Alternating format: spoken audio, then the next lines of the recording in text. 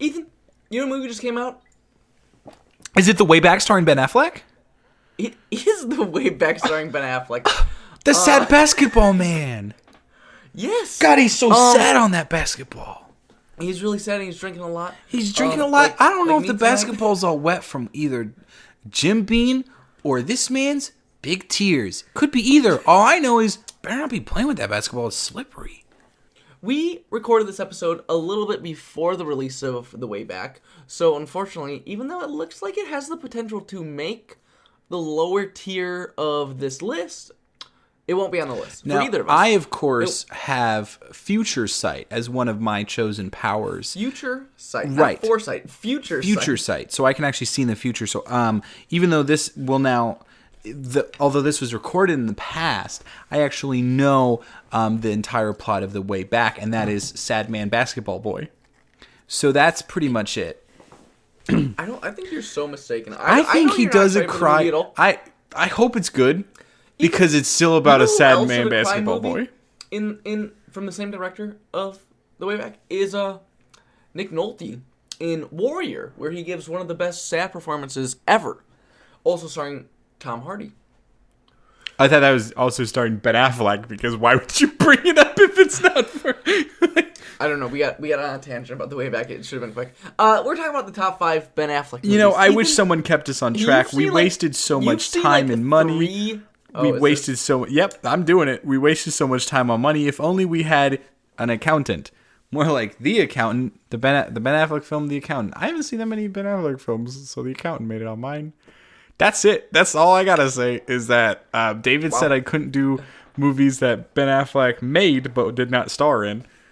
That's because you thought he was Casey Affleck. Right. Well, no, and my whole thing is, like, if I say this is a Christopher Nolan movie, it doesn't mean that it's starring Christopher Nolan exclusively. So that's my kind of thought process on it. But, I mean that idea is just gone, baby. Gone. I wish You know, Gone Girl is not my number 5, so I can't transition that well into it. But my number 5 is the Netflix original Triple Frontier. This, honestly, there's like an easy 4 to pick for Ben Affleck, and then it's like, what's going to be number 5? And I was trying to finish State of Play before we recorded this, but I haven't finished it. I'm about halfway through. Seems really good. Has potential to maybe be the number 5 here, but Triple Frontier is a so happy little... we have your 15 minutes into State of Play first impression. Hot off the presses. Yo, I'm like halfway through it. It's like a 2-hour movie. I'm like an hour into it. Oh my God, David. Are you the accountant? Because you just said you're halfway through a 2-hour movie and then in like no time at all said that you were an hour in.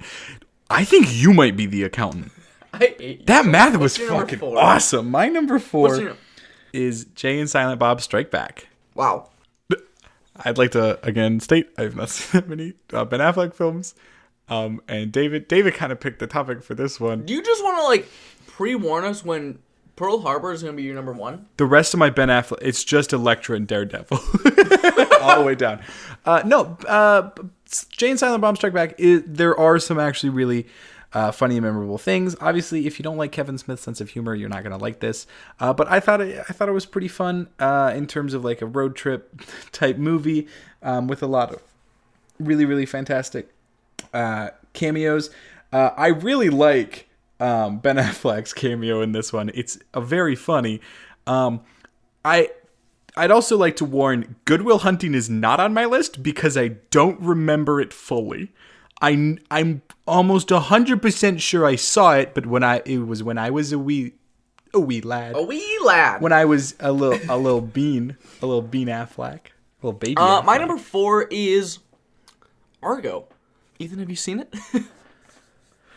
Nope. This movie tells the truly incredible true story about a truly true story. About a scheme to get some hostages freed using the cover of a film crew. There's more than that. But, I mean, that's basically it. I mean, it won Best Picture, but clearly it's not the best Ben Affleck picture because it's not that high on your list. And you know what? This is where the 4 that I knew were going to be on my list started with Argo and the other three. And I think Argo is just the one that if I had to sit down right now and watch a movie, it would probably be the last one I would put on. Gotcha. Because the other three are so rewatchable in my eyes. Right. I'm more of a Jason and the Argonauts kind of guy. That was a pretty sick reference. That's awesome. That was so cool when I did that. Yeah, I'm going to do it again. I'm more of a Jason and the Argonauts kind of guy. No, I think the second time. I think actually I'm going to do it one more. I'm more of a Jason and the Argonauts kind of guy. You know what we call that in comedy, David? That was rule of threes. That joke was a triple frontier. You know what we call that in baseball? A strike. Oh, fuck. Oh, no. Triple Frontier. It's a Netflix crime thriller that was way better than I think it had any right to be. Definitely. And I think, honestly, if the ending would have been a little tighter, because I feel like it starts to drag a little bit at the end. Yeah. This could have been a really good little thriller. A little bit of a shaky landing at the end, but otherwise, like, a really, really solid, intense, just jungle adventure. What's your number 2? The Town, which is a tight little heist movie, which gives us, honestly, I think some of, like, the most well thought out heists and depictions of heists that we have seen. Specifically when they rob Wrigley Field, I believe. Sorry, my baseball stadium names knowledge is not top, but I believe it is Wrigley Field. Yeah, it's Fenway Park, but that's cool. We're gonna start that one over. Nope. No, we are. Nope. And I'm just gonna. Nope. And when they David, no. I'm the editor. No. I'm the editor. Yeah. So clearly I fucked that one up. Ethan, have you seen The Town? Huh? Oh, no, you have. It also gave us Jeremy Renner, and still maybe my favorite performance from him. My number 2 is the electrifying film The Town. So this one, this one features Ben Affleck as Douglas Doug McRae, the hip and fun. No, it's like you said, it's a fantastic heist film that shows a lot of the downtime between heists and like how taxing some of that is, and how, like, you know, what do you do when you really want to bang somebody that you robbed? I know, common problem, happens all the time. When she looks like Rebecca Hall, I'd rob her too. I don't know. What? I don't know. John Hamm's in this one. Yeah. You mentioned Jeremy Renner, but you didn't mention John Hamm. I like John Hamm. John Hamm's role is very similar to his role in Richard Jewell. Really weird. It's almost identical. You know it's not this identical? movie is about You know it's nuns. not identical? The way Ben Affleck looks in The Town versus how he looks in my number 2, Good Will Hunting. Do you Just remember early Ben Affleck? Just kind of like a younger. He looked so weird and scrawny. Good Will Hunting is, I would not say a Ben Affleck movie, because clearly the two leads are Robin Williams and what's his name? Are you forgetting Matt Damon's name? No, Matt Damon was the name I had in my brain, but I was like, it's not Matt Damon. 100% is Matt Damon. David, I don't remember the film, but I know it's Matt Damon. I'm not as quick as Will Hunting is, but this movie tells a beautifully tragic romance between David. Will Hunting and I don't even need a janitor to clean up that joke, because it was clean as hell. It's actually crazy because Will Hunting is a janitor in the Wow, that's crazy. I didn't know that when I said it. Really now crazy, I wish actually. I did know when I said it, because I wouldn't have said it. This movie was really fighting for my number 1 spot, because this is one of my most watched movies.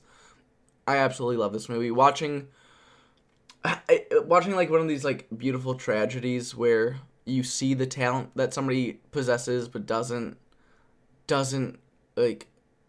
take advantage of it, doesn't put it to its full potential.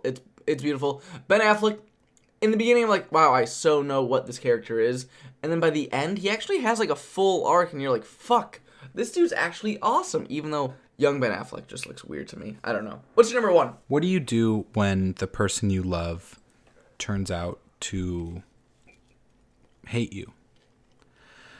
Batman v Superman: Dawn of Justice is perhaps the... Don't fuck with me. We have the same number one. Let's say it on the count of 3. 1, 2, 3. Ben Affleck's Gone cameo Girl. in Suicide Squad. Shit. It is Gone Girl. It is the David Fincher thriller Gone Girl. Let's just talk about it at the same time, David. Let's riff off each other. No. What? Like... No, like I'm just... We're not going to do that thing. We don't have to trade it off because it's the number one. We both know it's the same. Where like, you don't have to tease and wait to say your thoughts until after I say my thoughts.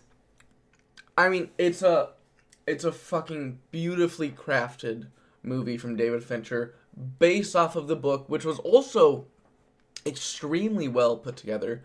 The narrative way that it tells the story and then flips it on its head about halfway through is so well done. And only in the hands of David Fincher, I think, is this movie as good as it is, even though I think in other hands it would be very good. I also think having Ben Affleck at the front of this, who has had difficulties in the light of, with relationships, but also with in the eye of the media, he is cast in the perfect role for Ben Affleck. Right. And obviously, Amy Dunn. Oh my God, Rosamund Pike is fantastic. She is so good in this role. It is honestly chilling. Yeah. No, it's good. It was a wonderful villain for that one.